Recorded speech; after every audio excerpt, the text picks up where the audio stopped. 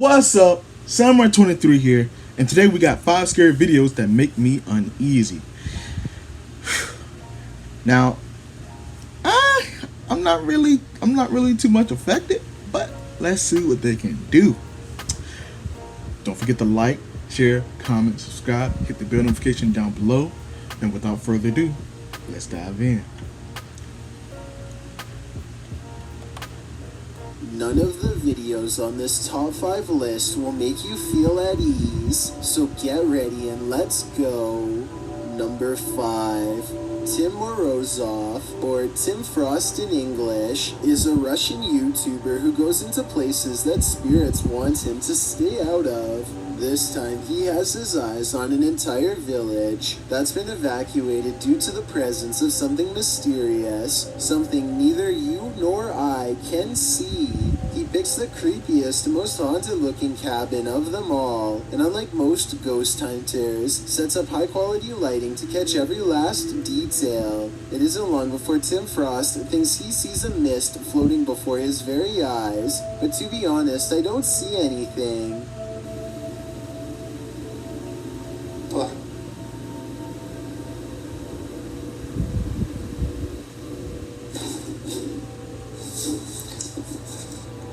That mirror, on the other hand, is hard to miss.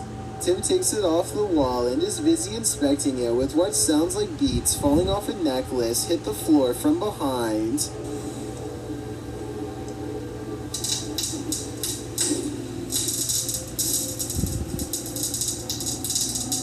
If this is fake, then someone must have climbed the cabin and poured something onto the roof to create this sound, but that still doesn't explain what happens next.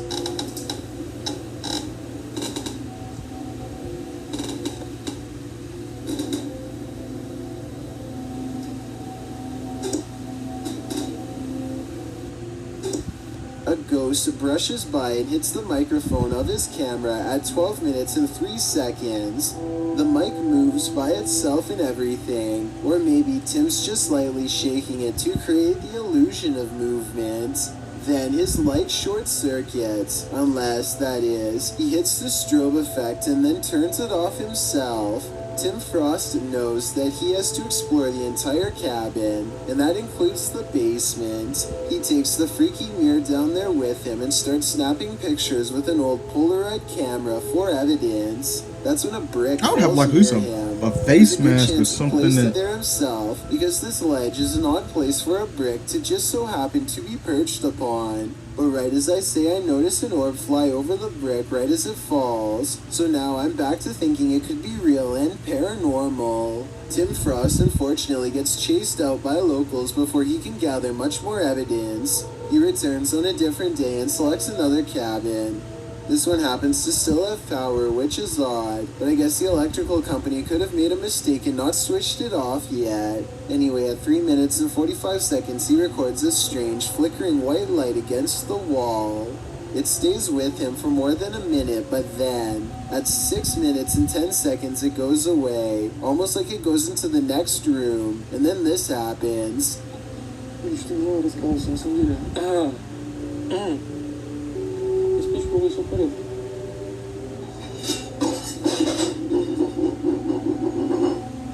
Suddenly, the lights go out and Tim finds himself alone in the dark, or so he thinks. He uses an EMF meter to track something moving around with him, and when he hones in on its exact position, his lights start messing up. Also, an eerie mist is visible around his flashlight, but maybe it's dust.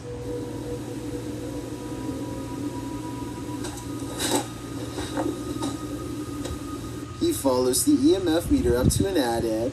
His flashlight is flickering badly now, even though it was a solid beam only minutes before. What he hears next is not fake in my opinion.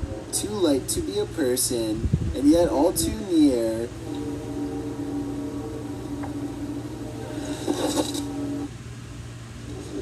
at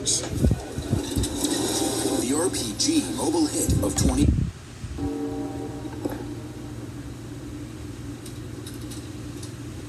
In fact, it sounded like it was this door.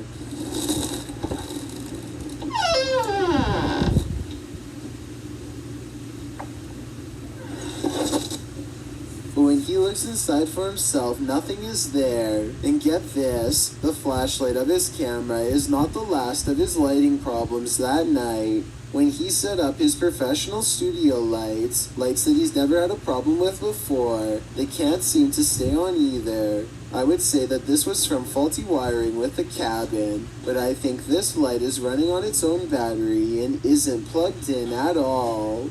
Number 4. This deleted TikTok video is believed to have been made by a tourist while visiting Australia. They are walking along the coast when they encounter the most interesting wildlife specimen they've ever seen.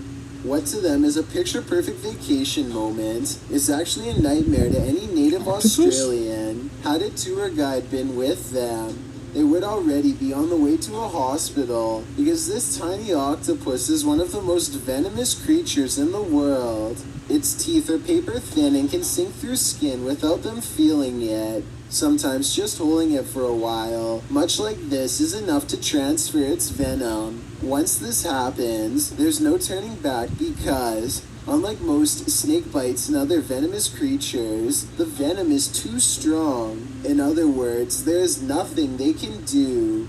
Maybe they found it out of the water and were trying to help it back to the ocean, but more than likely they just thought it would make for a cool vacation video. Translate what it says if you can so we can get a better glimpse into what they were thinking. The octopus is already on their hand when the video begins, so I don't know what compelled them to pick it up, but I'm pretty sure I know what happens next. So with that in mind, this video makes me feel uneasy because there's nothing I can do to help. And speaking of dangerous Australian creatures that look relatively innocent, Yeah, I don't fuck with allow Australia. me to introduce you to the shrike thrush. Though it looks like any other songbird, it's actually one of 3 avian varieties in the world that are poisonous. It gets its poison from eating a special kind of beetle, and it's actually the same type as poison dart frogs make. I'm not sure if they would go so far as to try and go after a person, probably not based on this video, but anyone foolish enough to eat one would get really sick and might not make it. Even handling one of its feathers could be dangerous if you rub your face after.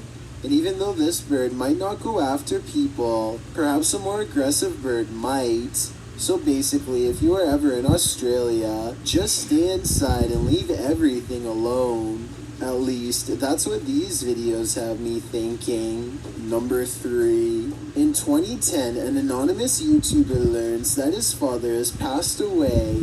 He was never close to the man to begin with, and had stopped talking to him years ago. All he inherited was a box of meaningless old VHS movies as a result, which was fine by him for all he cared. It takes over a year for him to even look through his dad's collection to see if there was anything worth watching. There wasn't really anything of interest, but since he likes retro technology, he decides to try out a random tape for fun. On August 1st, 2011, it's some old television series that nobody remembers, though the box itself looks real, as does the small print on the label. He puts it into the VCR, and within a minute he sees something not meant for his eyes.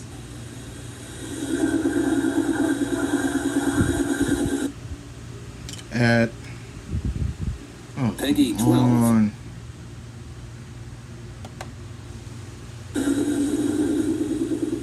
It looks like someone taped over this show to watch a woman in the window, and it only gets worse from there. The same tape shows a bowl on the floor of a dirty room that could be for someone to drink out of. The person's shadow fills the frame and they appear to be holding a shovel. By August 12th, he has gone through 6 tapes and all of them have something creepy on them. There's more random footage of the same woman as before, the object of his obsession, as she delivers a letter and goes back inside, which to me says that he's been watching her for days, if not months, learning her every move. Her hair seems to be shorter here, further adding to the theory that he has been planning this for quite some time. Next, we see a capture taking place, and I can't help but think this taping over a wedding scene was some kind of sick symbolism for her capture. By the 12th tape, it's become clear to me that his dad is the person behind all of this. A home video from years ago shows him zooming in on his young son and possibly having a conversation with him while he's deep asleep. Then his dad's on the road again, driving in the middle of the night to somewhere secluded, his location of choice where he holds his prey. The person in a leather outfit and strange mask is probably his father as well, and the same person who was holding the shovel before. He is almost certain that his father is the one responsible, but he needs more evidence, so a month later he goes to his father's property and takes a locked box. He and his girlfriend pore over the contents within, and are surprised by what they find. Most blatantly disturbing is a lock and chain, powerful enough to shackle somebody to the floor. There's also more tapes, an old flash card, and this ritualistic doll with a rope that he's seen pulling on in one of the other videos, which in my mind is conclusive proof that links his father to the scene. In the lockbox tape, you'll see a different mask, empty at first, but then worn by this person, possibly his father, but maybe a second accomplice. The same woman who was watched one day as she dropped off a letter in the mail now fumbles around the room, so I think it's dark in there and they're using night vision. I get the feeling that they were letting her think she had escaped here. Maybe they were being quiet and acted like they left, only when she feels their shoe and squints at the dark outline before her does she realize his father has been standing there the whole time. This could be an art project, but I'm not sure. This person's father could have been committing heinous acts, recording bits and pieces over random VHS tapes to watch later and remember all that he's done. After all, he's seen on the tapes handling some of the items later found in his very lockbox. So the next time you ever come across someone's old tapes, you might just want to throw them out instead of watching them. Otherwise, you might discover one of their worst secrets on tape, laying bare for all to see.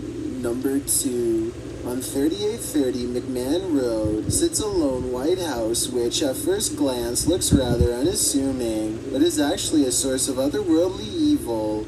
A place so foul that not even 2 separate exorcisms could fully cleanse its walls. Over 800 Native Americans are said to have lost their lives in the surrounding hills against federal forces, many of whom are thought to be buried under the Hinsdale House, fueling its foundations with anger. And that's just the beginning. Sometime in the 1800s, 2 outlaw brothers used this New York property as their sick trophy room. They would go after stagecoaches and left behind no witnesses. The bodies were mostly kept in the attic or left in the basement without a care. Outside, more lives were taken over the years at a pond, and also at an old tree at just the right height for a rope, which was later struck by lightning. Nowadays, the heavily haunted Hinsdale House has become a location for ghost hunters like John and Amanda of Elevated Vlogs to explore whatever secrets lie within. John and Amanda are amateur ghost hunters without much paranormal experience, so their reactions are about as raw as it gets. Their night begins with a tour from the house's current owner, a man named Daniel Clays, who spared this house from getting demolished in 2015. He seems to have formed a truce with the spirits in return for saving them. The way he talks about his experiences, the more activity their camera catches around him. There's definitely something that's sinister, maybe darker, that comes out once in a while. But your best thing is to just ignore it and move on and go do something else. We were just standing in the kitchen and we had a camera on ourselves and they were talking about the exorcism this, exorcism that. Daniel leaves them to explore the house on their own. Just kind of do a little explore before we sit down anywhere. Did you hear that? They also hear this noise, the sound someone makes with a hand over their mouth. But he said he had to experience somewhat of something dark here. Experience. They enter the room of Mary Dandy, the youngest daughter of a family who lived here during the 1970s, and find bugs on their backs, legs up. an odd characteristic that the room has become known for. An entity has attached itself here, something foul enough to attract flies and send them lifelessly to the floor without its presence. Or maybe these flies were placed here by Daniel to fool John and Amanda. Either way, the activity only seems to increase ever since standing in Mary's room. I think something runs ahead of them down the stairs into the basement. Maybe the final steps of someone trying to get away during a terrible event. Most people that check this place out will come with a team. Oh yeah, I'll go down first so you can show them this really cool. Did you hear that? What was that?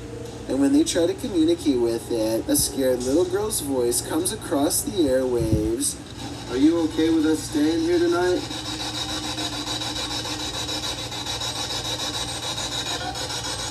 They decide to head back into Mary's room. Again, their spirit box picks up the same crying girl as before. Are you okay with us being in this room?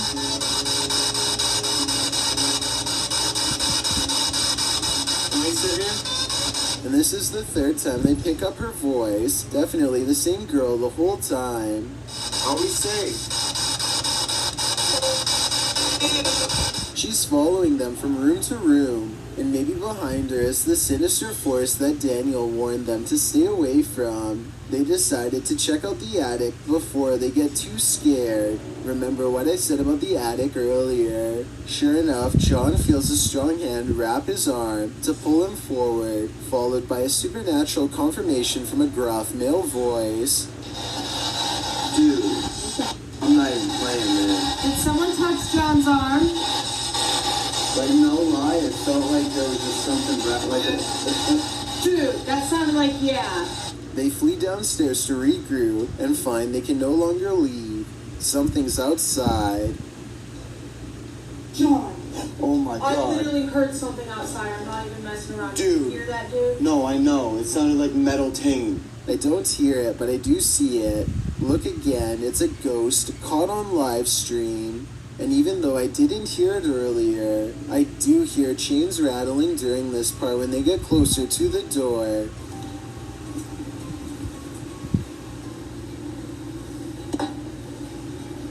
What's that noise? There's nothing left to do but wait it out in the Hinsdale house.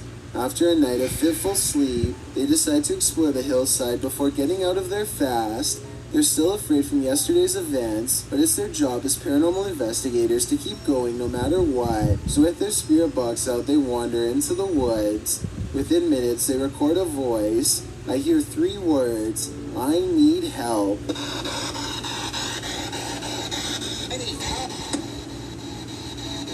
Then they hear a familiar voice, the same one responsible for grabbing John's arm in the attic.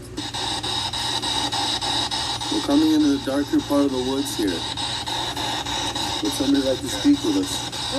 Oh. Yep. That was definitely a male voice. And this part is either Amanda's voice edited in, or else somebody is humming a creepy tune right next to John.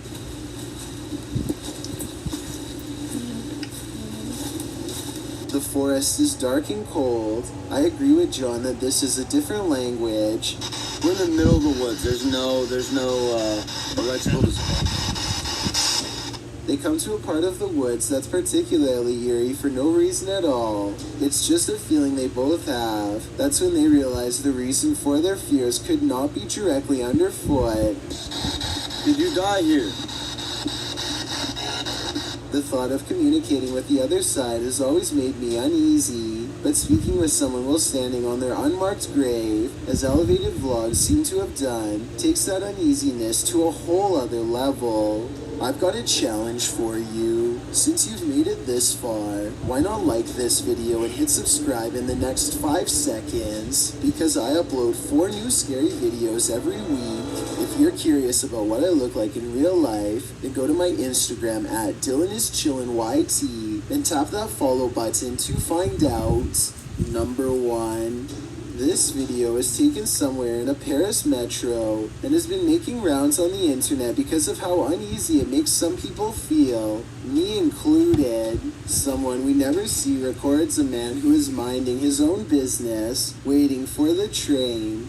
The man seems too into his music to notice that he's being watched. A girl in a leather jacket, on the other hand, seems in on it and has a devious smirk. She seems to be walking towards him and testing how aware he is of his surroundings. When she swings her skateboard and he doesn't notice, she seems pleased. She throws it down and he still doesn't look over. It's like she's toying with him. By now, her intentions seem clear, and anyone with a conscience would feel uneasy thinking that this poor person is about to get knocked over the tracks. Nobody else is around to stop it, and if there are no security cameras, then this would be the only evidence of her wrongdoing. There's nothing we can do but watch as she executes her plan. But just when it looks like she is really going to give him a shove, she instead spray paints something embarrassing onto his back that I'm not allowed to show you. I'll just say it's something you definitely would not want on your back in a room full of strangers, but at the same time it's better than getting pulverized. Amazingly, he seems not to suspect a thing as the train pulls up and he gets on board. This clip is really weird, so I did some investigating. A lot of channels are showing this video and claiming it's real, but I tracked down the original source and found this was actually a music video by a group called Kino Probi Productions, so if you see this on any other channels, it's not real. I just wanted to give them props because, as popular as this video is, I still haven't seen them receive the proper credit they deserve in the countdowns they've been featured on. I've also put the Instagram of each person involved in the description as well. These scary videos contain hidden surprises that you will have to look. Well, it won't really, that number one right there. Then it literally just showed you like how this guy can like just fuck with you mentally, but it's not actually something that's real. I don't know. It didn't really do nothing for me. Comment down below if you actually got scared. Hit the like button, subscribe, hit the bell notification down below. Samurai out.